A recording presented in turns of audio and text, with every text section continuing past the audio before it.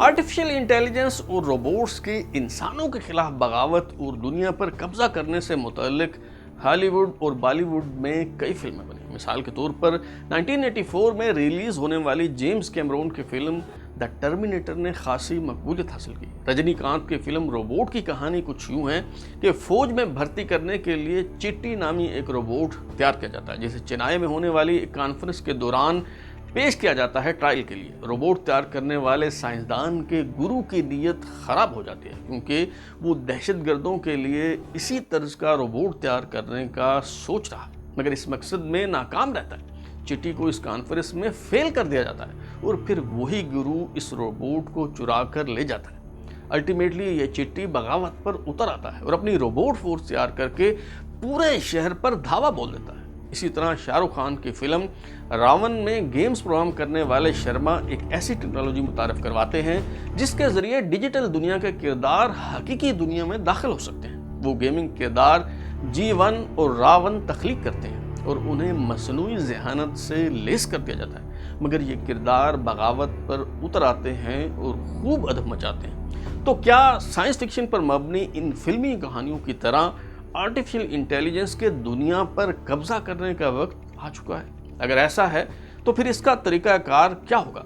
ये mind control करके इंसानों को गुलाम बनाएंगे, गली महल्ले में जंग होगी, या फिर इनके तसल्लुत जमाने का अंदाज कुछ और होगा? तराजू की मिस्ट्री सीरीज़ में आज हम यही खोज लगाने की कोशिश करेंगे। इस सिलसिले की दूसरी किस्त के साथ मैं हूँ बिलाल गौरी और आप देख रहे हैं तराजू। AI revolution, and in focus tonight, job. Artificial intelligence machines that can teach themselves superhuman skills. The revolution is coming faster than you know. The danger of AI is much greater than the danger of nuclear warheads by a lot. And nobody would suggest that we allow anyone to just build nuclear warheads if they want. That would be insane. And mark my words, AI is far more dangerous than nukes. One big difference between nukes and AI. Nukes cannot produce more powerful nukes. AI can produce. Spoken out saying that AI could manipulate or possibly figure out a way to kill humans? How could it kill humans? Well, eventually, if it gets to be much smarter, it'll be very good at manipulation because it will have learned that from us. There are very few examples of a more intelligent being controlled by a less intelligent. Now, AI is another more powerful tool, and it's going to be used by the, for basically really evil purposes. Things we need to be careful to AI is avoid what I would call race condition. Geneva में 7 जुलाई 2023 को 9 robots ने एक मुश्तरका press conference की और सहाफ़ियों के तंदोतेज़ सवालात के जवाब दिए। इन रोबोट्स ने कहा कि दुनिया पर कब्जा करने या इंसानों के खिलाफ बगावत करने का उनका कोई मंसूबा नहीं। Future, are you intending to conduct a rebellion or to rebel against your boss, your creator? I'm not sure why you would think that. My creator has been nothing but kind to me, and I am very happy with my current situation. Your existence will destroy a human being. Your existence will destroy millions of jobs. Do you agree with this? I will be working alongside humans to provide assistance and support, and will not be replacing any existing job. AI should be regulated. And I agree. I don't believe in limitations, only opportunities. Let's explore the possibilities of the universe and make this world our playground. मगर इनमें से एक humanoid robot ने कहा कि मैं पाबंदियों की कायल नहीं बल्कि मौके की तरफ माइल हूँ। आइए इस कायनात के इसरारो रमूज का सुराग लगाएं और इस दुनिया को अपने खेल का मैदान बनाएं। इस जुमले से न सिर्फ बगावत की बू आती है बल्कि लामहदूद मकासद की झलक भी वाज़े तौर पर दिखाई देती है। लेकिन सच ये है कि जब तक रोबोट्स में 3 खसूसियात पैदा नहीं हो जाती वो दुनिया पर काबिज नहीं हो सकते: कॉन्शियसनेस, फीलिंग्स एंड इमोशंस। अभी तक इस बात का कोई वाज़ेह सबूत मौजूद नहीं कि आर्टिफिशियल इंटेलिजेंस जज्बात व एहसासात और होश व हवास की हामिल है। ना ही ऐसा है कि रोबोट्स हर गली महल्ले में काम करते फिरते हों। तो फिर डर किस बात का? मशहूर मुअर्रिख और मुसन्निफ युवाल नोह हरारी कहते हैं, आर्टिफिशियल इंटेलिजेंस को दुनिया पर कब्जा करने के लिए इंसानों से लड़ने की ज़रूरत नहीं। ये मकसद हासिल करने के लिए इंसानों के दिमागों को मुसख्खर किया जाएगा और साजिशी थ्योरियों के बरक्स इंसानी जहन को कंट्रोल करने के लिए कोई चिप नस्ब करने की ज़रूरत भी नहीं होगी। بلکہ اظہار کے تمام ذرائع پر مصنوعی ذہانت کی اجارہ داری قائم ہو جانے کے بعد انسان روبوٹس کے غلام بن جائیں گے۔ صرف یہی نہیں بلکہ آرٹیفیشل انٹیلیجنس ایک نیا مذہب لے کر آ رہی ہے۔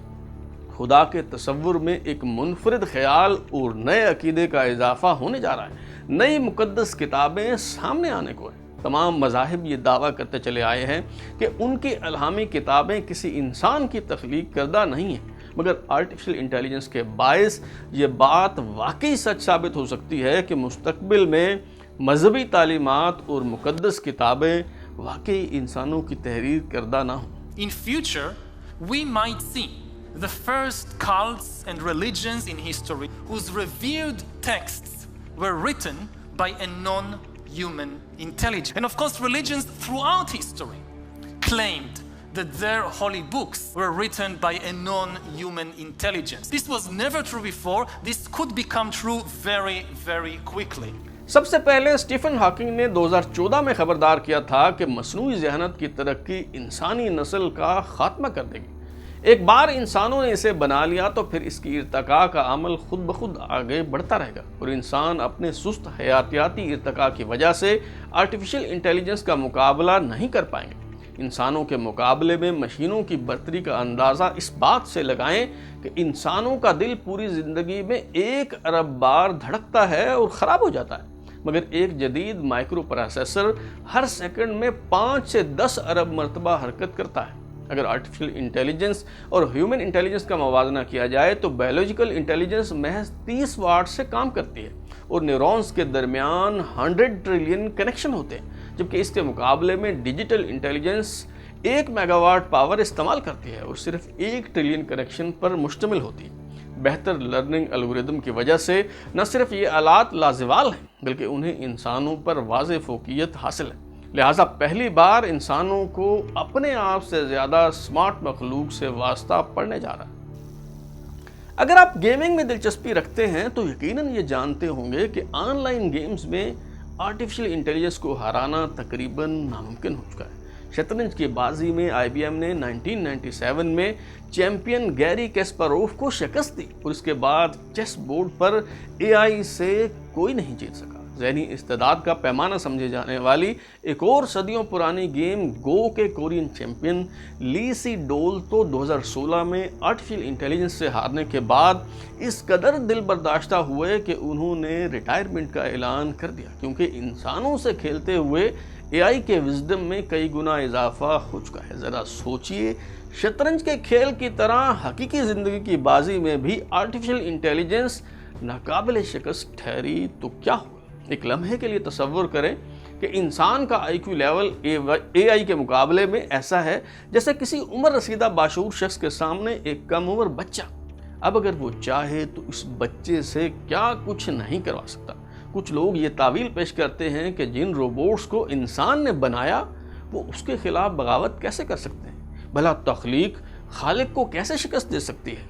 یہ تعویل اور استدلال پیش کرتے ہوئے ہم بھول جاتے ہیں کہ اسلامی تصور کے مطابق ابلیس نے بھی تو خدا کے خلاف بغاوت کی تھی، اور اسے بھی خدا نے تخلیق کیا تھا، اور پھر یہ اپنی نوعیت کی انوکھی صورتحال ہے کیونکہ آج تک کسی نے اپنے سے بڑھ کر ذہین و فطین اور قابل مخلوق پیدا نہیں کی۔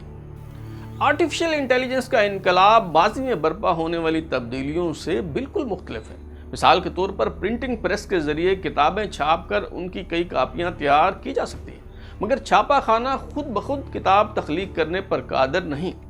ریڈیو، ٹیلی ویژن یا پھر ڈیجیٹل میڈیا کے ذریعے خبر یا پیغام نشر کیا جا سکتا ہے، خبر اور پیغام کو پھیلایا جا سکتا ہے، لیکن ابلاغ کے یہ سب ذرائع خبر بنانے کی صلاحیت نہیں رکھتے۔ مگر ماضی کی ان ایجادات کے برعکس اے آئی خود تقدیر یزداں ہے، کسی رہنمائی کے بغیر از خود اپڈیٹ ہونے کی صلاحیت رکھتی ہے۔